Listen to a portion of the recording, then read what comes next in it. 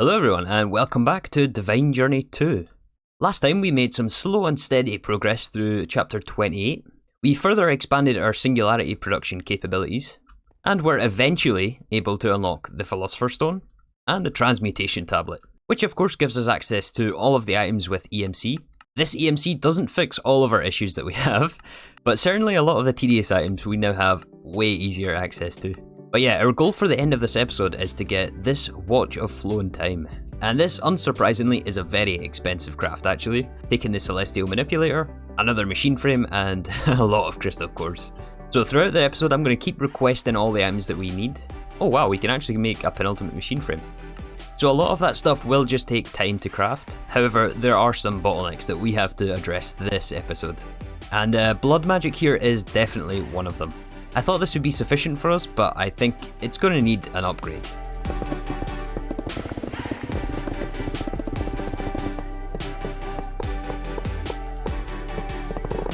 So I think we'll start off by adding 20 more alchemy tables, and we're not going to be duplicating all of these essences. I think the majority of them are going to be fine with just the one alchemy table, but what is our bottleneck here is the catalysts. So essentially there's 4 different catalysts, each one a higher tier than the next, and so the simple catalyst is used in all of these tier 1 essences, but the symbol catalyst is also used twice in the tier 2, the tier 2 is used twice in the tier 3, the tier 3 is used twice in the tier 4. So you can see how things start to get very expensive the further up you go. So we're more or less just going to copy the setup we have here, it's just that we'll have more alchemy tables to work with. So all of these need a capacitor. So at this point it's basically just a whole lot of filtering for these impulse hoppers. We want to make sure we lock all the impulse hoppers. Alright, so we got all the blood magic tables filtered. These first 5 are for simple catalysts. The next 5 are for strengthened catalysts. But I've also taken this row and also added these to strengthened. And then we have 3 on the end here for concentrated catalysts, and 2 on the end for the intensive catalysts. So that is the sort of ratio we went for. It's not proportional to the amount that it takes to craft. We also do have to consider the crafting time. So these simple catalysts are way quicker to craft than any of the other ones. Although it looks like we're out of bronze blend. We'll have to address that in a second. But yeah, the simple ones, because of the fact that there is not 2 of the same items in there, meaning that we can send in like up to a stack at once. I've got these set at 32, just to keep them all crafting in parallel. But because of that, all of these stay full as long as we have bronze blend.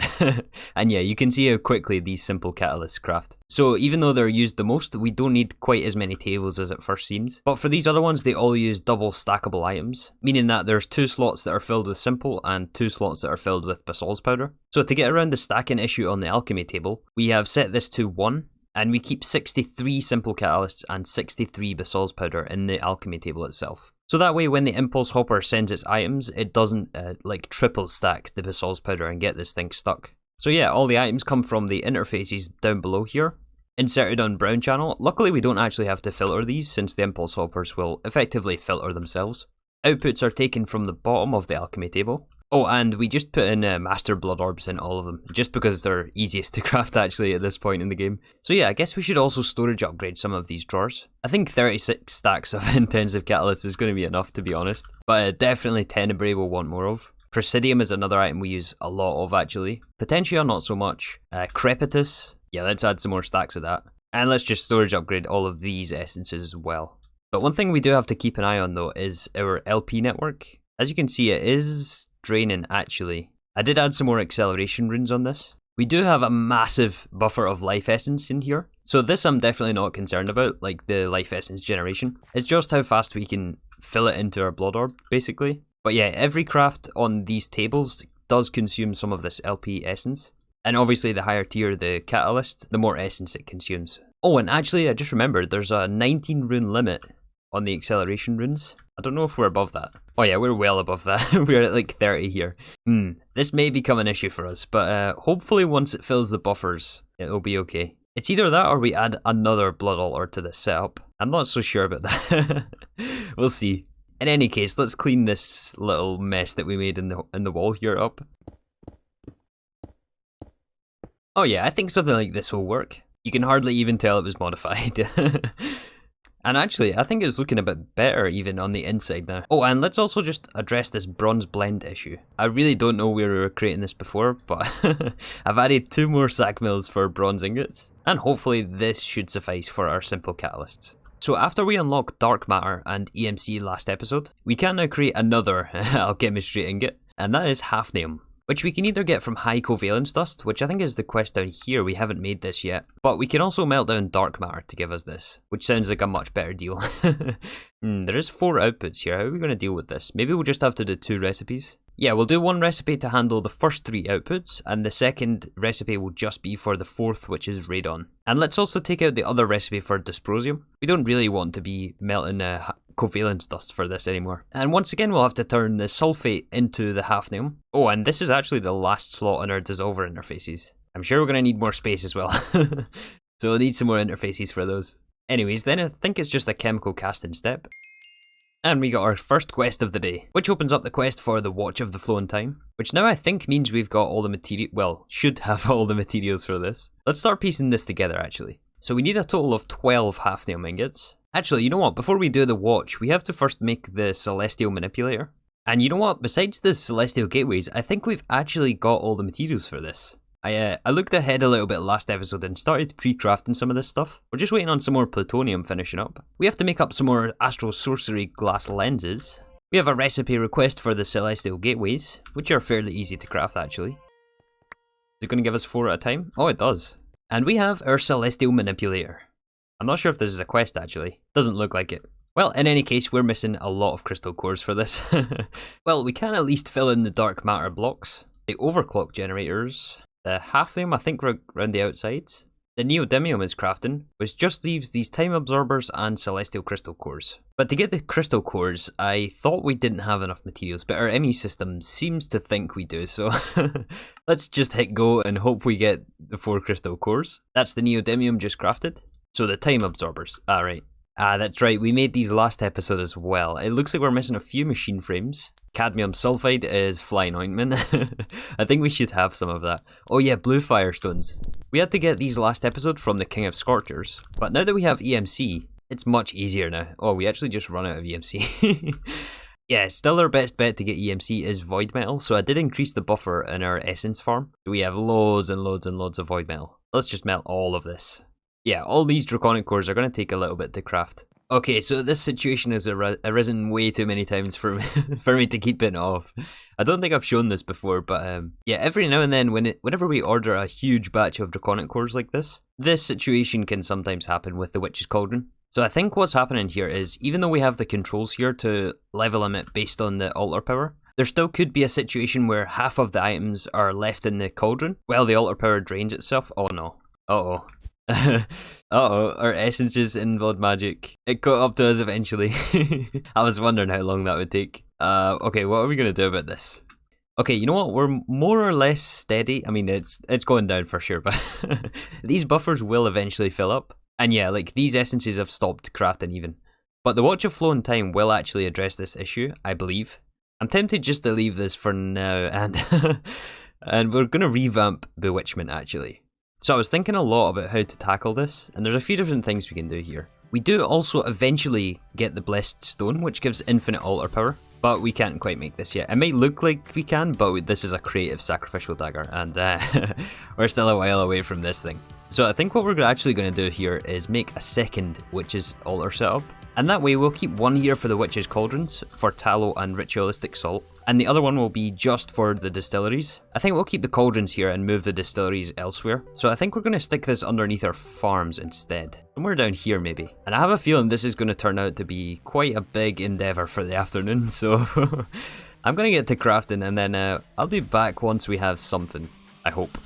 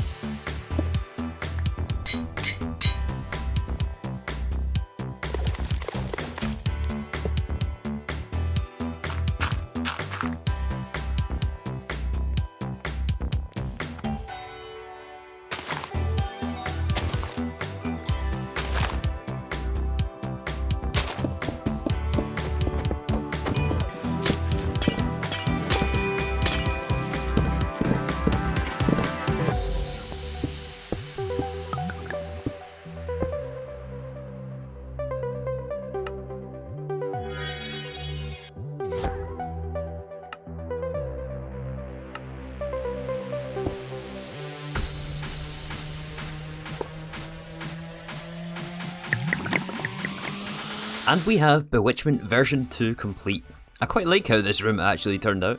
And somehow we've ended up here with a little bit more altar power than we have on our old one. But we got our 3 distilleries moved over, and I also added a 4th one here. We also have the inscriber name presses, which are used for the same function, which is to avoid the double stacking issue of the same items in the recipe. But yeah, we got various trees and things planted just to boost the altar power a bit, and everything actually worked out a bit better than I thought. As for the location of this room though, well, we had a corridor that kind of led to nowhere here.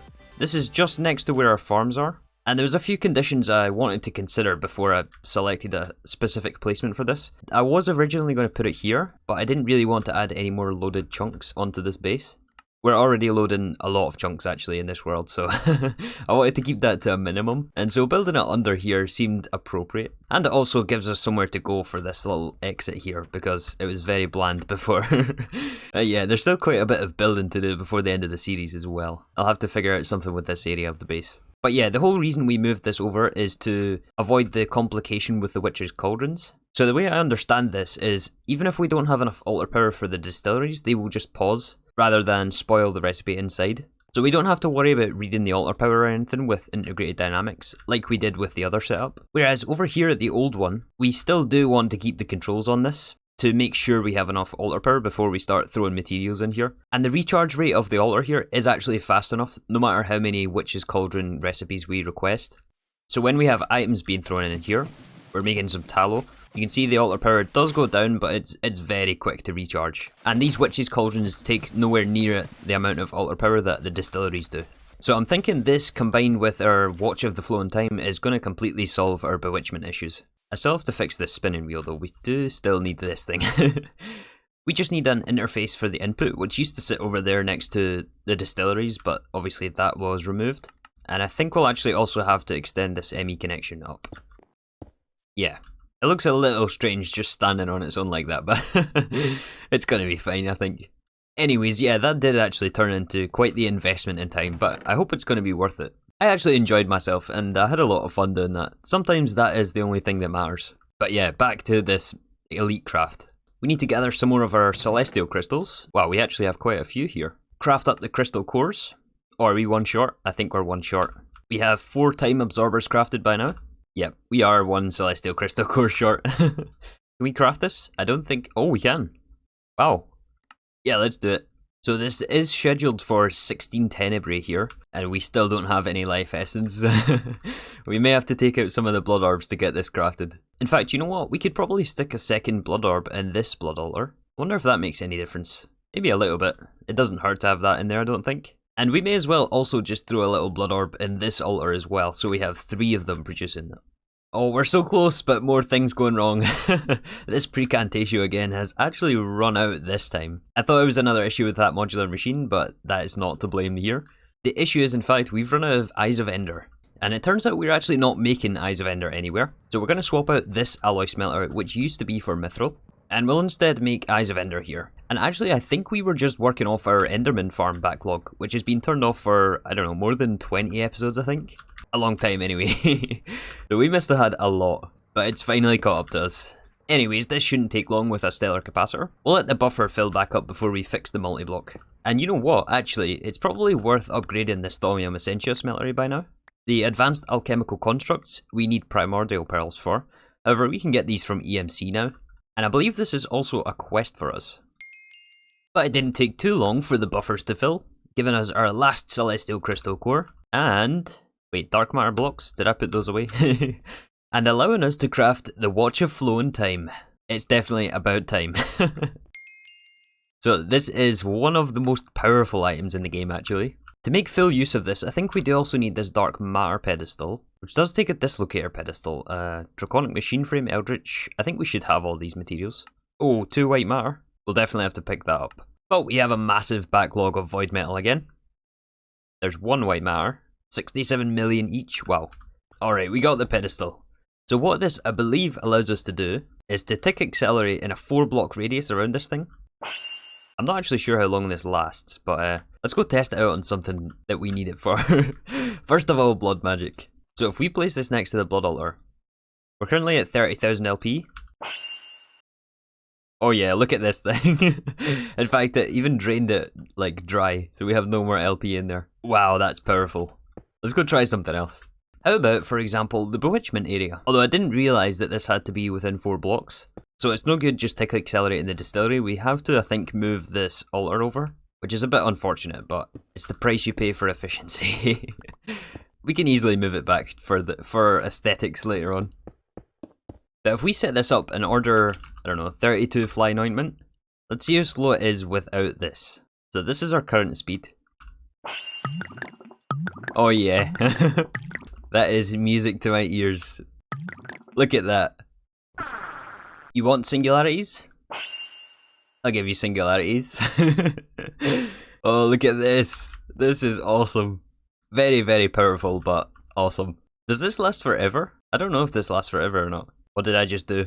I placed this thing like up here just to test it out and broke it and he picked it up. Freaks. Can I have this back, please? Which one is it? I got it back. Alright, that is enough fooling around and let's continue with our quest book here. So our next step here is to make high covalence dust made with medium and dark matter, as well as an alchemical singularity. I think we should have some of those crafted though. Oh, but of course we have Watch of Flow and Time. We can easily get more. Let's just request one more. Craft up our high covalence. And this unlocks Unwarpification Talisman. Oh, this gets rid of Thaumcraft Warp. I didn't even know this was in the game. This would have been useful a few chapters ago, but I guess we'll craft it at some point. This is a lot of tedious crafting, to be honest. Yeah, let's come back for it. The Mind Spiders haven't been on our case for a few episodes. Anyways, the next quest is to break down the dark matter for radon and polonium.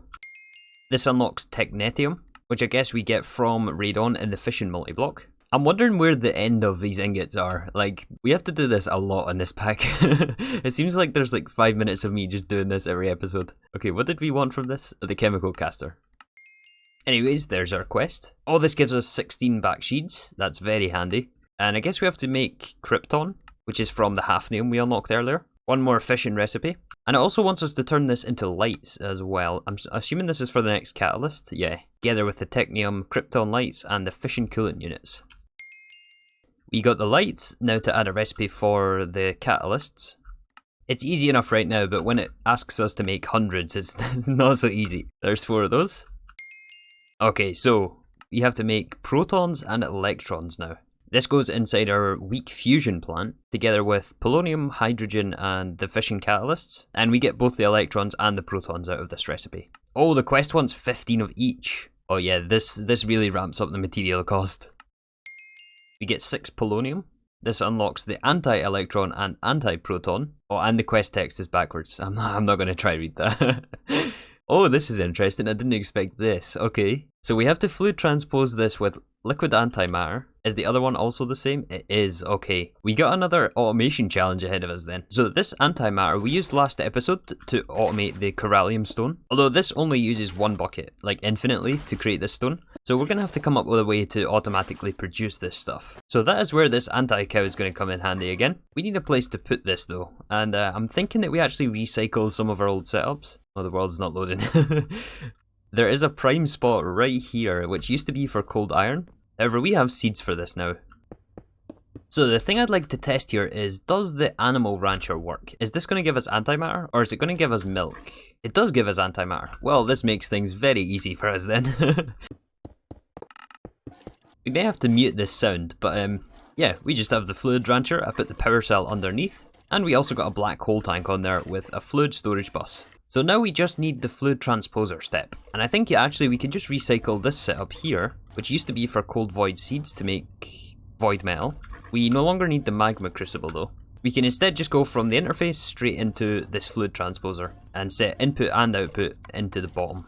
And in fact, you know what, since it's such a short distance, there's no point in using AE just to travel like 4 blocks along here. We may as well just fluid conduit straight from the tank. Yeah, we now just need recipes for the anti-proton and the electron. Those will go into the interface below the fluid transposer, and this makes things really clean actually. So now we can request our 16 anti-protons. It's relatively quick, we can always add a second fluid transposer to this, and also request the electrons. And a short time later we have our quest. And this unlocks anti-hydrogen. Is this the same? Oh no, this is the weak fusion plant recipe. I don't actually know, to be honest with you, where all of this is going, but it's a quest, so let's do it. Some hydrogen, and we're blocked again. Okay, this is where it's going, I guess. So it looks like we have to make the Neutronium Compressor. So 4 more celestial crystal cores, a ton of perfectium, these back sheets, which we got from the quest reward actually, a lot of red matter, dark matter, techie singularities, and a penultimate machine frame. But americium we can get from red matter. Yeah, we can get the 4 americium quite easily from about 8 red matter, I think it was, which is half of the quest. Okay, let's see if we can get another penultimate machine frame. This time the recipe is significantly longer since we've run out of all of our backlog of materials. Although most of the things, to be fair, we actually have. I'm quite surprised. 54 draconic cores to make though. And the other biggest cost in this is 4 celestial crystal cores and 4 chaotic cores. I'm going to gather some of these resources and just see exactly what we're missing here.